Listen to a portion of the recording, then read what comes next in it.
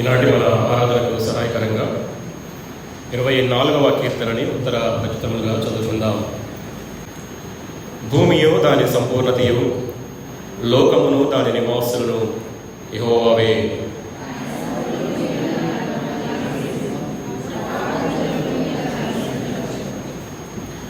యెహోవా పర్వతమునకు ఎక్కదగిన వాడెవడు? ఆయన పరిశుద్ధ స్థలములో నిలువదగిన వాడెవడు?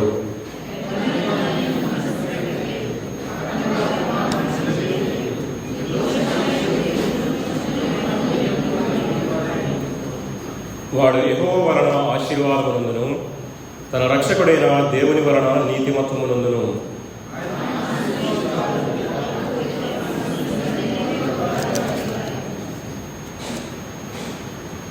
గుమ్మములారా మీ తలలు పైకెత్తుకొనుడి, మహిమగల రాజు ప్రవేశించినట్లు పురాతనమైన తలుపులారా మిమ్మును లేవనెత్తుకొనుడి.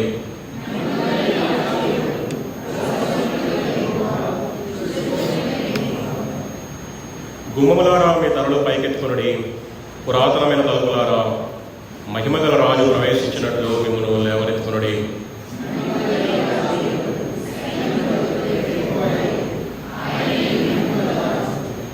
తలలు వచ్చుకుని కళ్ళు మూసుకున్నట్లయితే చిన్న ప్రార్థన చేస్తుందాం. ప్రేమగల తండ్రి, పరిశుద్ధమైన దేవా, మరొకసారి ఆయన మీ సన్నిధి, మీ ప్రత్యక్షత, మీ మందిరంలో చేరడం మేమందరం కూడా అనుభవించడానికి మా ప్రభావం మీరు ఇచ్చిన ధన్యతను బట్టి ఆయన మీకు స్తోత్రాలు చెల్లిస్తున్నాను. మా తండ్రి, ఆరాధనకు సహాయకరంగా మా వెనికిడిలో నిర్మించినటువంటి లేఖన భాగాలను బట్టి ఆయన మీకు స్తోత్రాలు చెల్లిస్తున్నాను. మా తండ్రి, ఈ ఉదయకాలపు ఆరాధనకు చేరువచ్చినటువంటి మా హృదయ స్థితి ఎలా ఉండాలో, ఆరాధించే వారి గుణలక్షణాలు ఏ రీతిగా ఉండాలో మరొకసారి మా గమనానికి తీసుకుని వస్తున్నందుకు నాయన మీకు స్తోత్రాలు చెల్లిస్తున్నాను. మా తండ్రి, మా అందరితో కూడా మీరు మాట్లాడి మీ జీవం కలిగిన మాట చేత నన్ను మమ్మల్ని దర్శించుకొని ప్రభావం సరిగ్గా ప్రార్థన చేస్తున్నాను. మా తండ్రి, తద్వారా మా ప్రభావం మిమ్మల్ని ఆత్మతోనూ సత్యముతోనూ ప్రభావం ఆరాధించడానికి సహాయం చేయండి. మీ సన్నిధిలో నిలవకుండా నన్ను మీరు జ్ఞాపకం చేసుకోండి. నోటి మాంద్యము, నాలుక మాంద్యము కలిగిన వాడనని మీ సన్నిధిలో ఒప్పుకుంటున్నాను. మా తండ్రి, బలహీనుడను నిష్ప్రయోజకుడైనటువంటి దాసులను ప్రభావం మీ సన్నిధిలో ఒప్పుకుంటున్నాను. నన్ను బలపరచండి, అభిషేకించండి.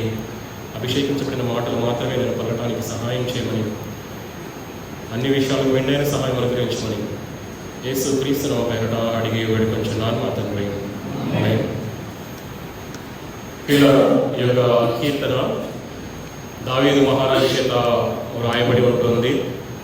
ఈ కీర్తనని వాస్తవంగా 5 భాగాలుగా మనము విభజించుకోవచ్చు.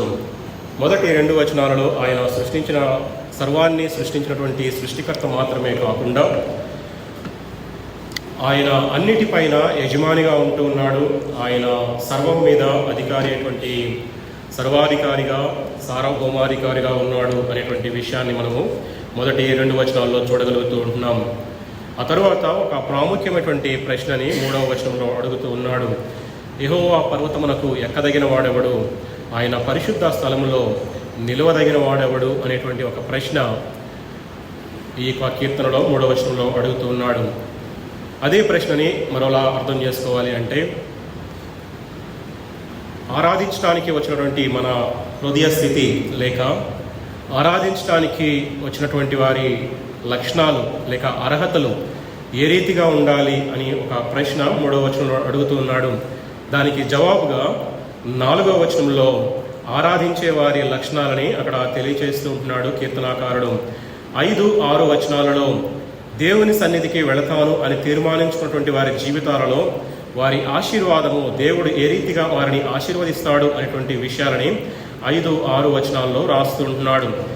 7 నుంచి 10వ వచనాల వరకు నీవు నేను సేవించి ఆరాధించేటువంటి దేవుడు, సైన్యములకు అధిపతి అయిన యెహోవా దేవుడని, ఆయన మాత్రమే మహిమకు అర్హుడని, ఆయన మాత్రమే స్తుతులకు పాత్రుడని, ఆయన మాత్రమే మహిమ గల రాజు అని చెప్పి కీర్తనాకారుడు చివరి 4 వచనాల్లో రాస్తూ ఉంటున్నాడు. ప్రియులారా, ఈ 24వ కీర్తనని ఏ సందర్భంలో రాయబడి ఉంది అని కనుక అర్థం చేసుకున్నట్లయితే, మొదటి దినవృత్తాంతముల గ్రంథం 13వ అధ్యాయము, ఆ తర్వాత 2వ సమూయేలు గ్రంథం 6వ అధ్యాయములో నమోదు చేయబడినటువంటి ఒక సంఘటనకి జ్ఞాపకార్థంగా ఈ యొక్క కీర్తన రాసినట్లుగా చరిత్రకారులు చెప్తూ ఉంటారు. దావీదు ఇశ్రాయేలీయుల మీద రాజుగా అభిషేకించబడ్డాడు. తర్వాత ఫిలిష్తీయుల్ని ఓడించి ఉంటున్నాడు. అంత మాత్రమే కాదు, కానీ 2వ సమూయేలు గ్రంథం 5వ అధ్యాయములో యెబూసీయుల చెర నుండి ఇశ్రాయేలీయుల్ని రక్షించి ఉంటున్నాడు.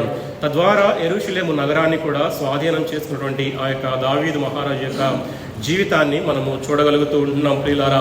అయితే దేవుడు అనుగ్రహించినటువంటి విజయానికి చిహ్నంగా ఒబేదెదోము ఇంటి దగ్గర ఉన్నటువంటి ఆ యొక్క యెహోవా మందసాన్ని ఒక ఉత్సాహముతో, ఎంతో సంతోషముతో, ఆర్భాటముతో యెరూషలేము నగరానికి తీసుకుని వచ్చి అక్కడ ప్రతిష్ఠించి ఒక గొప్ప వేడుక చేసినట్లుగా మనము ఆ యొక్క 2వ సమూయేలు గ్రంథం 6వ అధ్యాయంలో మనము చూస్తూ ఉంటున్నాం ప్రియులారా. అయితే పాత నిబంధనలో ఆ యొక్క గుడారములో ఉన్నటువంటి మందసము ఏదైతే ఉంటుందో తన ప్రజలకు దేవుని యొక్క ఉనికికి, తర్వాత దేవుని యొక్క సన్నిధికి, దేవుని యొక్క సహవాసానికి సాదృశ్యంగా ఉంటుంది అలనాడు గుడారములో ఉన్నటువంటి యెహోవా మందసము. అయితే ఆ మందసము వారి జీవితాలలో ఒక ప్రాముఖ్యమైనటువంటి పాత్రని పోషిస్తూ వచ్చింది. ఆ మందసము వారి గుడారములో ఉన్నంత కాలము కూడా వారు ఇశ్రాయేలీయులు దేవుని సంతానముగా, దేవుని చేత ఏర్పాటు చేయబడినటువంటి ఆ ప్రజలని దేవుడు ఎంతగానో ఆశీర్వదించి ఉంటున్నాడు. వారి జీవితాలలో విజయాన్ని అనుగ్రహించి ఉంటున్నాడు ప్రియులారా. వారిని స్థిరపరిచి ఉంటున్నాడు, వారిని స్థాపించి ఉంటున్నాడు. వారికి కావలసినటువంటి ప్రతి ఒక్క అవసరాన్ని ఆ మందసము వారి యొక్క గుడారములో ఉన్నంత కాలము కూడా వారి జీవితాలలో జయాన్ని అనుగ్రహించినట్లుగా మనం చూస్తూ ఉంటున్నాం ప్రియులారా. అయితే క్రొత్త నిబంధనలో యేసుక్రీస్తు ప్రభువారు ఏమి చేయనై ఉంటున్నారో అనే దానికి సాదృశ్యంగా పాత నిబంధనలో ఉన్నటువంటి ఆ యొక్క బలులు, వేడుకలు, పండుగలు జరుగుతూ ఉండేవి. అంటే యేసు ఆ యొక్క పాత నిబంధనలో జరిగినటువంటి ఆ బలులు, పండుగలు ఏవైతే ఉన్నాయో క్రొత్త నిబంధనలో యేసుక్రీస్తు ప్రభువారు ఆయన శరీరధారిగా ఈ లోకానికి వచ్చిన తర్వాత ఈ లోకములో ఆయన ఏ రీతిగా మానవాళి రక్షణార్థమై ఆయన బలియాగము గావించబోతున్నాడో అనేటువంటి వాటికి సాదృశ్యంగా ఆ పాత నిబంధనలో ఉన్నటువంటి ఆ ధర్మశాస్త్రంలో ఉన్నటువంటి బలులు అర్పించినట్లుగా మనము చూస్తూ ఉంటున్నాం ప్రియులారా. అయితే ఇక్కడ వేడుకతో కూడినటువంటి ఈ యొక్క 24వ కీర్తనలో మనం గమనించినట్లయితే అంతర్లీనంగా మనకి ఇక్కడ సువార్త కనబడుతూ ఉంటుంది. చివరి 4 వచనాలలో యేసు క్రీస్తు ప్రభువారి యొక్క గుణ లక్షణాలు, కుమారుడైనటువంటి యేసు క్రీస్తు ప్రభువారి యొక్క గుణ లక్షణాలు అక్కడ మహిమగల రాజుగా ఆయన అభిషేకించబడినట్లుగా మనం చూస్తూ ఉంటున్నాం ప్రియులారా. ఆయన న్యాయవంతుడై ఉన్నాడు, ఆయన యథార్థవంతుడై ఉన్నాడు అనేటువంటి గొప్ప సంతోషముతో ఈ యొక్క కీర్తన అంతా కూడా ఇశ్రాయేలీయులు పాడుతూ ఉన్నట్లుగా మనం చూస్తూ ఉంటున్నాం ప్రియులారా. అయితే మొదటి వచనంలో కనుక మనం చూసినట్లయితే ఆయన ఈ భూమి అంతటికి కూడా ఆయన యజమానుడై ఉంటున్నాడు అనేటువంటి విషయాన్ని మనము అర్థం చేసుకోవాల్సిన వారమై ఉంటున్నాం. మొదటి వచనము మొదటి భాగములో భూమియు దాని సంపూర్ణతయు అని చెప్పి వ్రాస్తూ ఉంటున్నాడు ప్రియులారా. మొదటి 2 వచనాలలో దేవుడు ఎవరు, లేక మనము దేవునిని ఎందుకు ఆరాధించాలి అనేటువంటి ప్రశ్నలకు సమాధానముగా ఈ మొదటి 2 వచనాలని వ్రాస్తూ కీర్తనాకారుడు ఈ యొక్క కీర్తనని ప్రారంభించి ఉంటున్నాడు.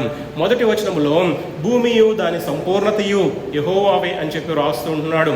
అంటే భూమి మాత్రమే కాదు, కానీ భూమి మీద ఉన్న ప్రతిదీ కూడా ఆయనదే అనేటువంటి అర్థముతో ఆ యొక్క మాట వ్రాస్తూ ఉంటున్నాడు ప్రియులారా. భూమి మీద ఉన్నటువంటి సమస్తము అంటే భూమి ఇప్పటి వరకు ఉత్పత్తి చేస్తూ ఉన్నది ఏదైతే ఉందో, లేక ఇక ముందు ఉత్పత్తి చేయబోయేది ఏదైతే ఉందో, అంటే నీరు కావచ్చు, గాలి కావచ్చు, పక్షులు, జంతువులు, మరి ఏవైనప్పటికీ కూడా ఈ భూమి మీద ఉన్నటువంటి ప్రతి దానికి కూడా ఆయన మాత్రమే యజమానుడు అనేటువంటి విషయాన్ని పరిశుద్ధాత్మ దేవుడు మనకి జ్ఞాపకము చేస్తుంటున్నాడు ప్రియులారా. ఈ భూమి మీద ఉన్నటువంటి నీవు, నేను కూడా, ప్రతి పురుషునికి, ప్రతి స్త్రీకి, పిల్లలందరికీ కూడా ఆయన మాత్రమే యజమానుడు అనేటువంటి విషయాన్ని దేవుడు జ్ఞాపకము చేస్తూ ఉంటున్నాడు ప్రియులారా. ఆ మొదటి వచనము 2వ భాగంలో చూసినట్లయితే లోకమును దాని నివాసులు కూడా యెహోవావే అని చెప్తూ ఉంటున్నాడు ప్రియులారా. కేవలము ఆయన సార్వభౌమాధికారైనటువంటి దేవుడుగా ఆయన ఉంటూ ఉన్నాడు.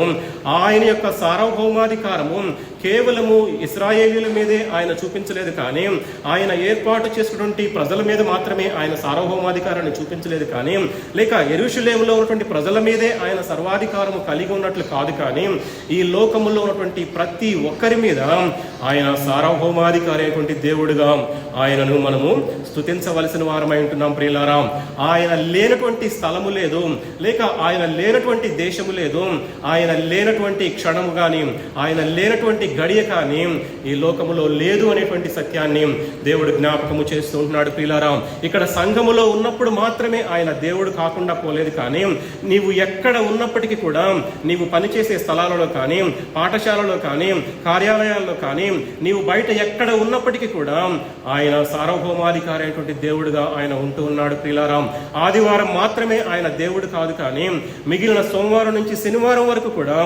ఆయన మన జీవితాలలో యజమానిగా ఉండవలసినటువంటి ధన్యత యెహోవా దేవుడిగా గల జనులు ధన్యులని చెప్పి దేవుడు జ్ఞాపకం చేస్తుంటున్నాడు. కాబట్టి నీవు నేను కూడా ఆయన యందు విశ్వాసం ఉంచాము.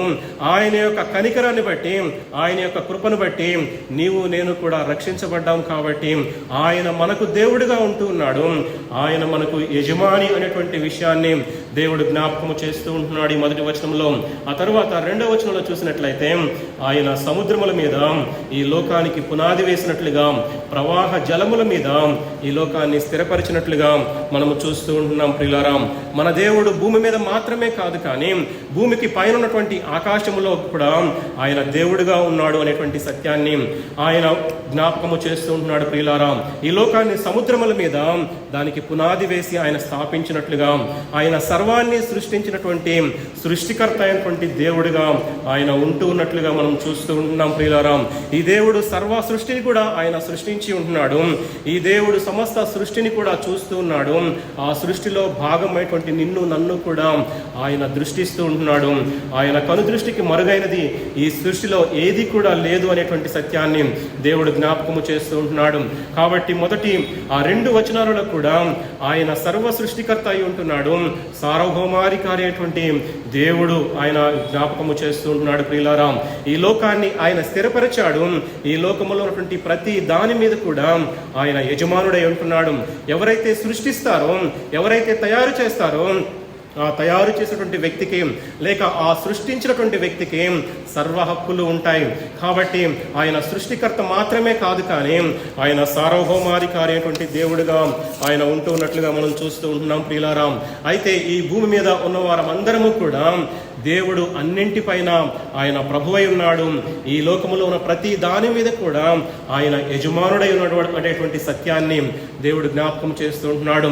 అయితే అంత సార్వభౌమాధికారం కలిగినటువంటి దేవుని సన్నిధిలో ఎవరు నిలవబడతారు అనేటువంటి ఒక ప్రశ్నని 3వ వచనంలో మనము చూస్తూ ఉంటున్నాం. ప్రియులారా, ఆయన పరిశుద్ధుడై ఉన్నాడు, అతి పరిశుద్ధుడైనటువంటి దేవుడుగా ఉన్నాడు. మరి మనిషి అయితే, మానవుడైతే పాపిగా గర్భమునందు పుట్టక ముందే ఆయన పాపిగా ఉన్నట్లుగా చూస్తూ ఉంటున్నాం. మరి ఈ పాపి అయినటువంటి మానవుడు అత్యున్నతమైనటువంటి దేవుని సన్నిధిలో, అతి పరిశుద్ధమైనటువంటి దేవుని సన్నిధిలో ఎలాగూ నిలబడగలడు అనేటువంటి ప్రశ్నని ఈ యొక్క 3వ వచనంలో కీర్తనాకారుడు మనకి సంధిస్తూ ఉంటున్నాడు. ప్రియులారా, దావీదు మహారాజు బహుశా ఆ పాత నిబంధన కాలములో, ధర్మశాస్త్ర కాలములో లేవీయుల యాజకత్వాన్ని దృష్టిలో ఉంచుకొని బహుశా ఈ ప్రశ్న అడిగి ఉండవచ్చు. యెహోవా పర్వతమునకు ఎక్కదగిన వాడెవడు? ఆయన పరిశుద్ధ స్థలములో నిలువదగిన వాడెవడు? ఈ ప్రశ్నని మన జీవితాలకి అన్వయించుకున్నట్లయితే ఈ మందిరావరణంలో చేరినటువంటి నీవు నేను కూడా ప్రభుదినాన ఈ ఉదయకాల సమయంలో ఆయనని ఆరాధించడానికి వచ్చి ఉంటున్నాం. అతి పరిశుద్ధమైనటువంటి దేవుని సన్నిధిలో మనం ఉంటూ ఉన్నాం. కానీ మన జీవితాలు ఏ రీతిగా ఉంటూ ఉన్నాయి? యెహోవా పర్వతమునకు ఎక్కదగినట్లుగా మన జీవితాలు ఉంటూ ఉన్నాయా? ఆయన పరిశుద్ధ స్థలములో నిలవదగినటువంటి హృదయ స్థితి మనము కలిగి ఉంటూ ఉన్నామా అనేటువంటి ప్రశ్నని ఈనాడు దేవుడు మనకి మరొకసారి సంధిస్తూ ఉన్నాడు. ప్రియులారా, పేతురు భక్తుడైతే క్రొత్త నిబంధనలో 1 పేతురు 2వ అధ్యాయము 9వ వచనంలో ఈ ఆధునిక సంఘాన్ని ఏమని వర్ణించాడంటే, మనము ఏర్పరచబడినటువంటి వంశమును, రాజులైన యాజక సమూహమును, పరిశుద్ధ జనమును, దేవుని సొత్తైన ప్రజలు అని చెప్పి ఈ సంఘములో ఉన్నటువంటి విశ్వాసులని ఉద్దేశించి పేతురు భక్తుడు మాట్లాడి ఉంటున్నాడు. అయితే రాజులైనటువంటి యాజక సమూహముగా ఉన్నటువంటి నీవు నేను కూడా, పరిశుద్ధ జనాంగముగా ఉన్నటువంటి నీవు నేను కూడా దేవుడు జ్ఞాపకం చేస్తుంటున్నాడు కదా, నేను పరిశుద్ధుడు అయ్యున్నాను కనుక మీరును పరిశుద్ధులై ఉండడని చెప్పి జ్ఞాపకము చేస్తూ ఉంటున్నాడు. మరి మన జీవితాలలో దేవుని సన్నిధిని, దేవుని యొక్క బలను సమీపించగలిగేటువంటి హృదయ స్థితి, అటువంటి అర్హత కలిగినటువంటి హృదయము నీవు నేను కలిగి ఉన్నామా అనేటువంటి ప్రశ్నని ఒకసారి దేవుడు మనకి సంధిస్తూ ఉన్నాడు. అయితే అలనాడు 3వ వచనంలో దావీదు మహారాజు సంధించినటువంటి ఆ ప్రశ్నకి జవాబుగా 4వ వచనంలో ఒక 4 లక్షణాలని జ్ఞాపకము చేస్తూ ఉంటున్నాడు. ప్రియులారా, దేవునిని ఆరాధించడానికి వచ్చే వారికి ఉండవలసినటువంటి అర్హతలు ఏమై ఉంటున్నాయి అని చెప్పి 4వ వచనంలో 4 లక్షణాలని జ్ఞాపకము చేస్తూ ఉంటున్నాడు. ప్రియులారా, మొదటిగా ఆలోచన చేసినట్లయితే వ్యర్థమైన దాని యందు మనస్సు పెట్టక అని చెప్తూ ఉంటున్నాడు. ప్రియులారా, వ్యర్థమైన దాని యందు మనస్సు పెట్టక అనేటువంటి విషయాన్ని కనుక మనం ఆలోచన చేసినట్లయితే వ్యర్థమైనది అనేటువంటిది విగ్రహారాధనకి సూచనగా ఉంటుంది, నిర్జీవమైన దానికి సూచనగా ఉంటుంది, అసత్యమైన దానికి సూచనగా ఉంటుంది. అంటే అసత్యమైపోయే వాటిని వెంబడించకుండా, నశించిపోయే వాటిని వెంబడించకుండా మనస్సు పెట్టటము అనే దానిని ఆరాధనకు గుర్తుగా ఉంటుంది. ఆ యొక్క నశించిపోయే వాటి మీద మనము దృష్టి నిలపకుండా, మన మనస్సును నిలపకుండా, అసత్యమైన వాటి మీద, ఆ నశించిపోయేటువంటి విగ్రహాల వైపు మన మనస్సును నిలపకూడదు అని చెప్పి దేవుడు జ్ఞాపకము చేస్తూ ఉంటున్నాడు. ప్రియులారా, కేవలము మన హృదయ స్థితి ఆయనకు అంగీకార యోగ్యముగా ఉండాలి అని చెప్పి దేవుడు జ్ఞాపకము చేస్తూ ఉంటున్నాడు. ఈ ఉదయకాల సమయంలో దేవుడు మనల్ని అడుగుతూ ఉంటున్నాడు కదా, నీ హృదయములో ఎటువంటి హృదయ స్థితి కలిగి ఉంటున్నావు? దేవుని కంటే ఎక్కువగా ప్రేమించే ప్రతీది కూడా విగ్రహారాధనతో సమానమని చెప్పి లేఖనాలు సెలవిస్తూ ఉంటున్నాయి. బహుశా నీ భార్య అయి ఉండొచ్చు, లేక నీ భర్త అయి ఉండొచ్చు, లేక నీ బిడ్డలై ఉండొచ్చు, లేక దేవుడు నిన్ను ప్రేమించి కనికరించి నీకు అనుగ్రహించిన గృహమై ఉండొచ్చు, కారై ఉండొచ్చు, లేక మరేదైనా అయి ఉండొచ్చు.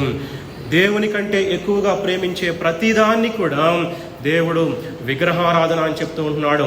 అటువంటి విగ్రహాన్ని కనుక నీ హృదయంలో తొలిపించుకొని సజీవుడైనటువంటి దేవునిని ఆరాధించాలి అనేటువంటి దురుద్దేశంతో నీవు వచ్చినట్లయితే దేవుడు ప్రశ్న అడుగుతూ ఉంటున్నాడు కదా, ఆయన పరిశుద్ధ స్థలములో నిలవబడగలిగి, ఆయన పరిశుద్ధ స్థలములో చేరి ఆయనను ఆరాధించగలిగేటువంటి హృదయ స్థితి నీకుందా అని చెప్పి దేవుడు జ్ఞాపకము చేస్తుంటున్నాడు. అలా కాకుండా అన్ని విషయాలలో కూడా మొట్టమొదటి స్థానము ఆ సజీవుడైనటువంటి దేవునికే, లేక ఆ అతి పరిశుద్ధుడైనటువంటి దేవునికే అని గనక మనం చెప్పగలిగినట్లయితే దేవునికి స్తోత్రం. కాబట్టి ఆ సంతోషకరమైనటువంటి హృదయ స్థితి కనుక నీవు నేను కనుక కలిగి ఉన్నట్లయితే మనము దేవుని ఆరాధించడానికి యోగ్యులము అని చెప్పి కీర్తనాకారుడు జ్ఞాపకము చేస్తూ ఉంటున్నాడు. ప్రియులారా, రెండవదిగా ఆలోచన చేసినట్లయితే కపటముగా ప్రమాణము చేయక అని చెప్తూ ఉంటున్నాడు. ప్రియులారా, మన మాటలో పవిత్రతని, పరిశుద్ధతని ఈ మాట సూచిస్తూ ఉంటుంది. మనం మాట్లాడేటువంటి మాటలు అసత్యమైనటువంటి మాటలు కాకుండా, మనం మాట్లాడేటువంటి మాటలు మోసపూరితమైనటువంటి మాటలు కాకుండా, మనం మాట్లాడేటువంటి మాటలు కపటముతో కూడినటువంటి మాటలు కాకుండా ఉండాలి అని చెప్పి దేవుడు జ్ఞాపకం చేస్తుంటున్నాడు. అటువంటి మాటలు కనుక మాట్లాడుతూ ఉన్నట్లయితే ఈ ఉదయకాల సమయంలో దేవుని ఆరాధించడానికి కానీ, దేవుని యొక్క బలలో చేయవేయడానికి కానీ మనకి అర్హత లేదు అనేటువంటి సత్యాన్ని దేవుడు చాలా స్పష్టంగా వివరిస్తూ ఉంటున్నాడు. కాబట్టి కపటముగా ప్రమాణము చేస్తూ ఉన్నామేమో, కపటముగా మాట్లాడుతూ ఉన్నామేమో, కపటమైనటువంటి హృదయ స్థితి కలిగి ఉన్నామేమో, నీవు నేను కూడా పరీక్షించుకోవాల్సిన సమయం ఆసన్నమైందని చెప్పి దేవుడు జ్ఞాపకము చేస్తూ ఉంటున్నాడు. ప్రియులారా, మూడవదిగా ఆలోచన చేసినట్లయితే నిర్దోషమైన చేతులు కలిగిన వారు మాత్రమే ఆయనను ఆరాధించాలి, నిర్దోషమైనటువంటి చేతులు కలిగిన వారు మాత్రమే ఆయన బలలో చేయవేయాలని చెప్పి దేవుడు జ్ఞాపకం చేస్తుంటున్నాడు. ఆ పాత నిబంధన కాలములో, ఆ ధర్మశాస్త్ర కాలములో అపవిత్రమైన దానిని ముట్టకుడి అని చెప్పి పదే పదే ఆ దేవుడు ఏర్పాటు చేసినటువంటి ప్రజలతో ఆయనకు ఆజ్ఞాపించినట్లుగా మనం చూస్తూ ఉంటున్నాం. ఇది వాస్తవంగా బాహ్యంగా ఉండవలసినటువంటి పరిశుద్ధతని ఈ యొక్క మాట ద్వారా మనము చూడగలుగుతూ ఉంటున్నాం. మన చేతులు మురికిగా ఉంటున్నాయా? మన చేతులు మరకలతో నిండి ఉంటున్నాయా? మన చేతులు దోషాలతో నిండి ఉంటున్నాయా? మనం చేసేటువంటి ప్రతి పని, ప్రతి కార్యకలాపం కూడా ఎటువంటి దోషము లేనటువంటి హస్తాలు కలిగినటువంటి వారముగా ఉండాలి అని చెప్పి దేవుడు మరొకసారి మన గమనానికి తీసుకొని వస్తుంటున్నాడు ప్రియులారా. అయితే 4వదిగా ఆలోచన చేసినట్లయితే చాలా ప్రాముఖ్యమైనటువంటి వాస్తవాన్ని ఈ పరిశుద్ధాత్మ దేవుడు మనకి జ్ఞాపకము చేస్తుంటున్నాడు. శుద్ధమైనటువంటి హృదయము కలిగి ఉండాలి అని చెప్పి దేవుడు జ్ఞాపకం చేస్తుంటున్నాడు. పైన 3 లక్షణాలు కూడా ఈ 4వ లక్షణముతోటి అనుసంధానమై ఉంటున్నాయి. ఈ 4వది కనుక సరిగ్గా ఉన్నట్లయితే మిగిలిన 3 విషయాలు కూడా సరిగ్గా ఉంటాయి. కాబట్టి శుద్ధమైన హృదయం కలిగి ఉండాలి అని చెప్పి దేవుడు జ్ఞాపకము చేస్తుంటున్నాడు.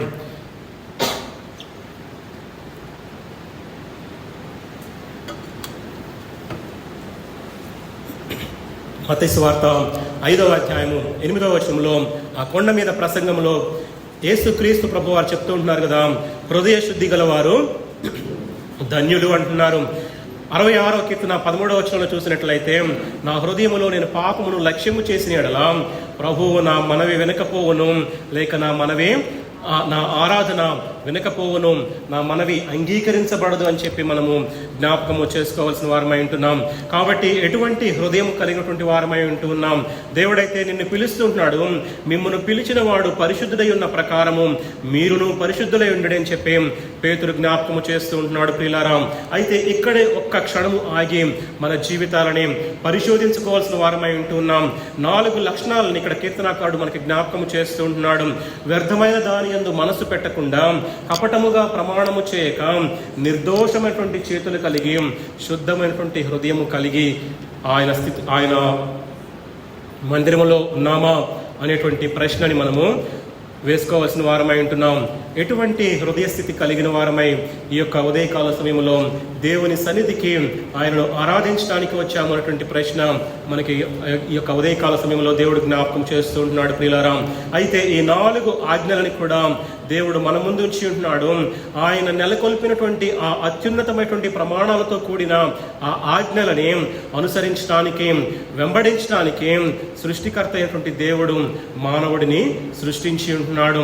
ఒకవేళ ఆయన సృష్టిగా ఉన్నటువంటి నీవు నేను కూడా ఆయన ఆజ్ఞాపించినటువంటి ఆజ్ఞలని కనుక మనము అనుసరించలేకపోయినట్లయితే, ఆ ఆజ్ఞలని మనము పాటించలేకపోయినట్లయితే, ఆ అత్యున్నతమైనటువంటి ప్రమాణాలని మనము అందుకోలేకపోయినట్లయితే, మనము అవిశ్వాసులముగా, అక్రమకారులంగా మనము తీర్పు తీర్చబడటానికి ధవళ సింహాసనం ఎదుట, ఆయన ఎదుట నిలబడవలసిన వారమై ఉంటున్నాం. కాబట్టి ఒకసారి మన హృదయాన్ని పరీక్షించుకుందాం ప్రియులారా.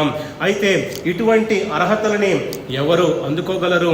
లేక ఇంత ఉన్నతమైనటువంటి పరిపూర్ణమైనటువంటి ఆజ్ఞలని ఎవరు పాటించగలరు అని గనక ఆలోచన చేసినట్లయితే, ఆ 4 విషయాల్లో కూడా నిజంగా మన హృదయం మీద చేయి పెట్టుకుని మనం ఆలోచన చేసినట్లయితే, నిజంగా నేను వ్యర్థమైన దాని యందు లేక వ్యర్థమైన దానిని నేను ఆరాధించకుండా సజీవుడైనటువంటి దేవుని ఆరాధిస్తూ ఉంటున్నాను, సృష్టికర్త అయినటువంటి దేవుని నేను ఆరాధిస్తున్నాను అనేటువంటి ఆ వాస్తవికత లేక ఆ యొక్క గుండె మీద చేయి పెట్టుకొని మనము చెప్పగలిగినటువంటి స్థితిలో ఉన్నట్లయితే దేవుడు మన ఆరాధనని అంగీకరిస్తాడు అనేటువంటి విషయాన్ని మనము అర్థం చేసుకోవాల్సిన వారమై ఉంటున్నాం. ఒకవేళ మన హృదయంలో కపటమును ఉంచుకొని కపటపు మాటలు మాట్లాడుతూ కపటంగా మనం ప్రమాణము చేస్తున్నట్లయితే మన ఆరాధన అంగీకరించబడదు ప్రియులారా. నా చేతులలో ఎటువంటి దోషము లేదు, నా చేతులకు ఎటువంటి మరకలు లేవు అని చెప్పగలిగినట్లయితే మన ఆరాధన ఈ ఉదయకాల సమయంలో అంగీకరించబడుతుంది ప్రియులారా. నా హృదయము పరిశుద్ధమైనది కాబట్టి నా హృదయంలో నుంచి బయలువెళ్ళే ప్రతి ఆలోచన కానీ, మాట కానీ, తలంపు కానీ, నా ఉద్దేశము కానీ ప్రతిదీ కూడా దేవుని సంతోషపెట్టేదిగా ఉంది అని చెప్పి మనం చెప్పగలిగినట్లయితే మన ఆరాధనని దేవుడు అంగీకరించడానికి ఆయన ఎదురు చూస్తున్నాడని చెప్పి మనము జ్ఞాపకము చేసుకోవాల్సిన వారమై ఉంటున్నాం ప్రియులారా. అయితే 14వ కీర్తన 2-3 వచనాల్లో ఒక చక్కని మాట రాయబడి ఉంటుంది. చూడండి ప్రియులారా. 14వ కీర్తన 2-3 వచనాల్లో, వివేకము కలిగి దేవుని వెదుకువారు కలరేమో అని యెహోవా ఆకాశము నుండి చూచి నరులను పరిశీలించెను, వారందరూ దారి తొలగి బొత్తిగా చెడి ఉన్నారు, మేలు చేయి వారెవరనూ లేరు, ఒక్కడైనను లేడు అని చెప్పి కీర్తనాకారుడు అక్కడ రాస్తుంటున్నాడు ప్రియులారా. ఎంత దుస్థితిలో మానవుడు మిగిలిపోయి ఉంటున్నాడు ప్రియులారా. వాస్తవంగా విశ్వాసులముగా ఉన్నటువంటి నీవు నేను కూడా కొన్ని సందర్భాలలో, కొన్ని విషయాలలో మనలో ఉన్నటువంటి ప్రాచీన స్వభావాన్ని బట్టి, మనలో ఉన్నటువంటి బలహీనతలను బట్టి మనం అన్నిసార్లు అన్ని విషయాలలో కూడా జయాన్ని పొందలేకపోవచ్చు. కానీ ఒకవేళ దేవుడు ఆజ్ఞాపించినట్లుగా ఈ 4 విషయాలలో కూడా ఆసక్తి కలిగి, నిజముగా శుద్ధమైనటువంటి హృదయం నేను కలిగి ఉండాలి అనేటువంటి ఆశ, ఆసక్తి కనుక మన హృదయాలలో కలిగి ఉన్నట్లయితే దేవుడు తప్పక మనకి సహాయం చేసి మన అనుదిన జీవితాలలో విజయాన్ని అనుగ్రహిస్తాడు. కాబట్టి ఈ 4 విషయాలని ఒకసారి మనం జ్ఞాపకం చేసుకుందాం ప్రియులారా. కాబట్టి ఈ 4 విషయాల్లో ఏ రీతిగా మనం తప్పిపోతూ ఉంటున్నాము, మనము అనుదినము కూడా ఆయన స్వారూప్యములోనికి మార్చబడాలి అనేటువంటి ఆశ కలిగినట్లయితే ఆయన 65వ కీర్తన 3వ వచనంలో ఒక చక్కని వాగ్దానాన్ని మనకి జ్ఞాపకం చేస్తుంటున్నాడు ప్రియులారా. నా మీద మోపబడిన దోషములు భరింపజాలనివి, మా అతిక్రమముల నిమిత్తము నీవే ప్రాయశ్చిత్తము చేయదు అని చెప్తూ ఉంటున్నాడు ప్రియులారా.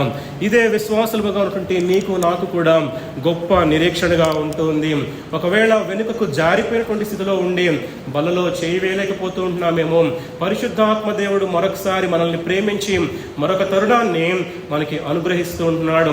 మన హృదయాన్ని ఆయన ఎదుట కుమ్మరించుకొని ఏ విషయంలో మనం తప్పిపోతూ ఉంటున్నాం, దేవుడు జ్ఞాపకం చేసినటువంటి ఈ 4 విషయాలలో ఏ విషయంలో మనం తప్పిపోతూ ఉంటున్నాం, నిజంగా దేవుడు కోరుకున్నట్లుగా ఆయన పరిశుద్ధుడై ఉన్న ప్రకారము ఆయన రక్తము చేత కడగబడినటువంటి నీవు నేను కూడా ఆయన ఎక్స్పెక్ట్ చేస్తున్నటువంటి ఆ పరిశుద్ధతని మనము పొందుకోగలుగుతూ ఉంటున్నామా, ఆ పరిశుద్ధమైనటువంటి జీవితాన్ని నీవు నేను కూడా జీవించగలుగుతూ ఉంటున్నామా అనేటువంటి ప్రశ్నని ఒకసారి మనల్ని మనము వేసుకోవాల్సిన వారమై ఉంటున్నాం ప్రియులారా.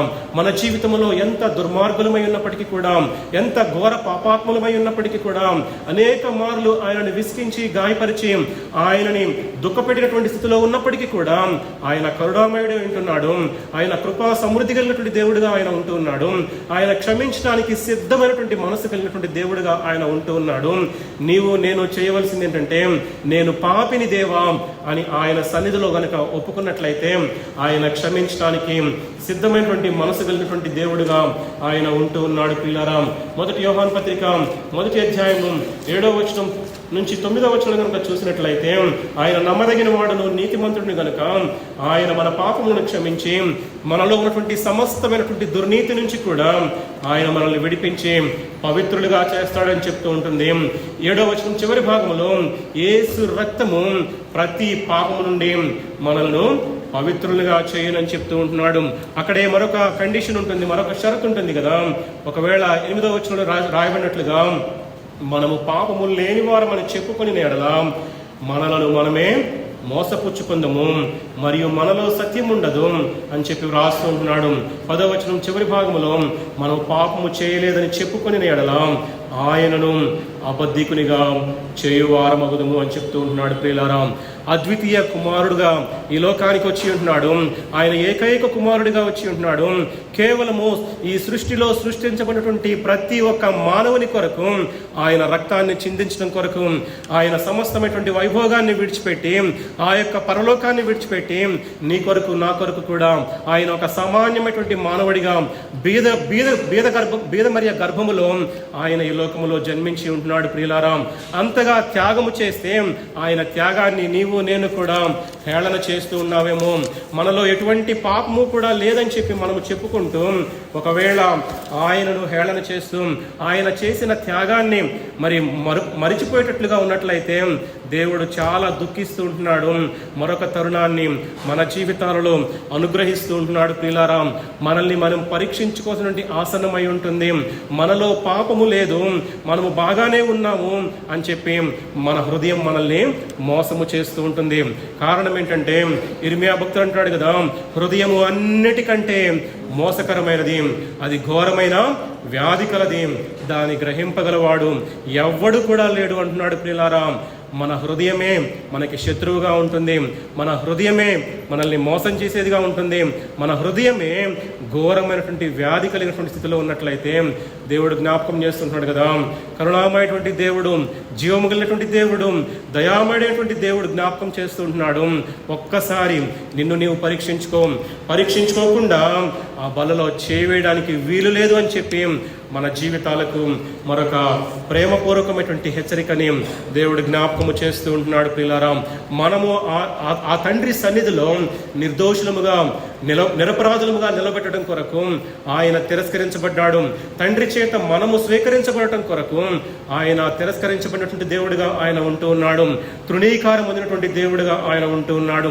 సొగసైనను స్వరూపము లేనటువంటి దేవుడిగా కుమారుడైనటువంటి యేసుక్రీస్తు ప్రభువారు ఆ సిలువలో చేసినటువంటి కార్యాన్ని జ్ఞాపకం చేసుకుని యోగ్యముగా ఆయన బలలో చేయవేసిన వారమై ఉంటున్నాం. ప్రియులారా, ఒకవేళ నాలో ఏ పాపము లేదు, నేను దేవుని దృష్టిలో అంగీకార యోగ్యముగా ఉన్నాను అని చెప్పగలిగినట్లయితే నీ యొక్క ఆరాధన దేవుడు అంగీకరించడానికి సిద్ధముగా ఉంటున్నాడు. కానీ ఒకవేళ నీ హృదయములో పాపాన్ని లక్ష్యము చేసి నీ హృదయములో పాపముతో నిండినటువంటి ఆలోచనలు కలిగినటువంటి స్థితిలో నీ ఉన్నట్లయితే నీ యొక్క ఆరాధన ఆయన అంగీకరించడు. నీ బలలో చేయవేయటానికి కూడా నీకు ఎటువంటి అర్హత లేదు అని చెప్పి దేవుడు జ్ఞాపకం చేస్తుంటున్నాడు. ప్రియులారా, అయితే 4వ వచనాన్ని ఒక్కసారి అందరము కూడా కలిసి చదువుకొని మన హృదయాలను పరీక్షించుకొని పరిశోధించుకొని దేవుని యొక్క బలలో యోగ్యముగా చేయవేయాలని చెప్పి మనం చేస్తుంటున్నాను. ప్రియులారా, 24వ కీర్తన 4వ వచనంలో మనమందరము కూడా చదువుకొని మన హృదయాన్ని పరీక్షించుకుందాం. వ్యర్థమైన దాని యందు మనస్సు పెట్టకయు, కపటముగా ప్రమాణము చేయకయు, నిర్దోషమైన చేతులను శుద్ధమైన హృదయమును కలిగి ఉండువాడే. దేవుడి మాటలు దీవించును గాక. ఒకసారి మనల్ని పరీక్షించుకుందాం, పరిశీలించుకుందాం. ఎటువంటి హృదయముతో ఈ లోకానికి, ఈ యొక్క మందిరానికి మనం వచ్చి ఉంటున్నాం? దేవుడు అంగీకరించదగినటువంటి హృదయ స్థితి మనం కలిగి ఉంటున్నామా? మన జీవితాలను బట్టి దేవుడు సంతోషిస్తూ ఉంటున్నాడా? లేక మనము జీవించేటువంటి ఆ వేషధారణతో జీవించేటువంటి జీవితాలను బట్టి దేవుడు దుఃఖిస్తూ ఉంటున్నాడా? ఒకవేళ స్వనీతితో మనం మునిగిపోయి ఉంటున్నామా? ఒకసారి పరీక్షించుకుందాం, పరిశీలించుకుందాం. దేవుని దృష్టిలో యోగ్యమైనటువంటి హృదయం కలిగి యోగ్యమైనటువంటి జీవితాలు జీవిస్తూ ఆయన యొక్క బలలో చేయవేయాలని చెప్పి ప్రతి ఒక్కరిని కూడా ప్రేమపూర్వకంగా మనం చేస్తూ ఉంటున్నాను. అటువంటి దీవెన, అటువంటి ధన్యత చేరి వచ్చిన మనందరికీ కూడా పరిశుద్ధ ఆత్మదేవుడు అనుగ్రహించి నడిపించును గాక.